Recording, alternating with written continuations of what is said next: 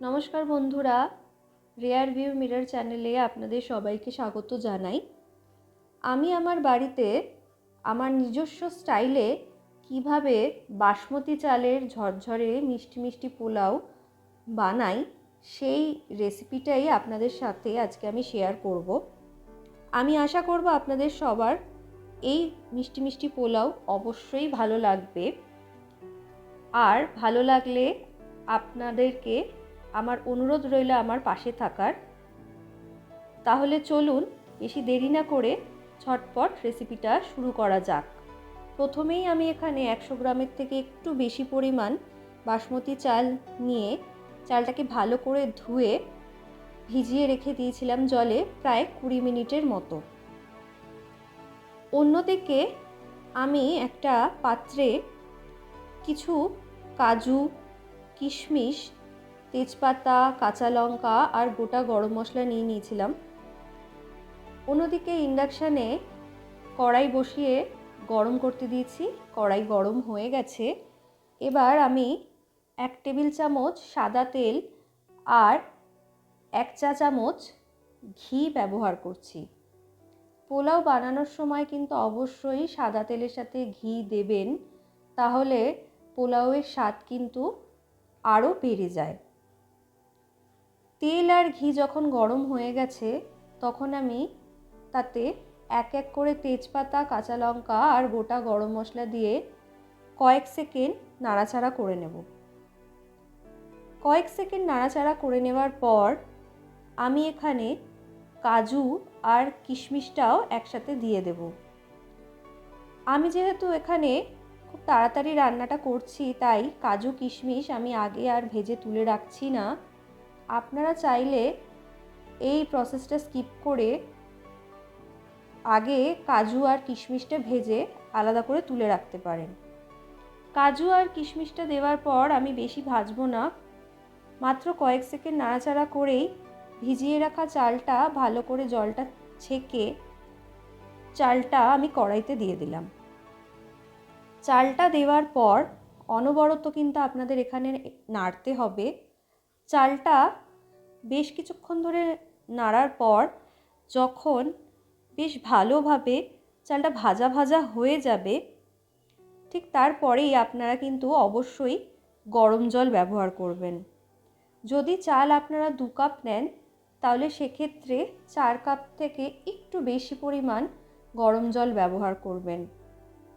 জলটা দেওয়ার পর চালটা সব দিক থেকে ভালোভাবে মিশিয়ে নিয়ে উপর নিচ করে আমি ঢাকা চাপা দিয়ে একদম হাই ফ্লেমে করে রেখে দেব।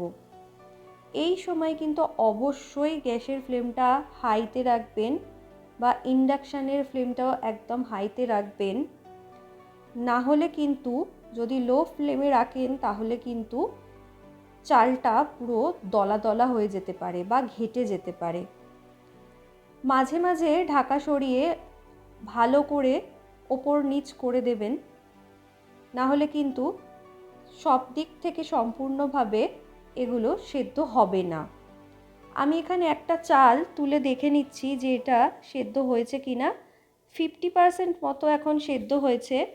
আমি আবার ভালোভাবে এটাকে নাড়াচাড়া করে নিলাম। নাড়তে নাড়তেই দেখছি যে আস্তে আস্তে জলটা শুকিয়ে যাচ্ছে। আবারও আমি ভালোভাবে ওপর নিচ করে নিলাম চালটাকে। করে নেওয়ার পর আমি এবার এই ভাতটার মধ্যে পরিমাণ মতো আমার স্বাদ অনুযায়ী লবণ ব্যবহার করছি। লবণটা দেওয়ার পর আমি এখানে চিনি দেব।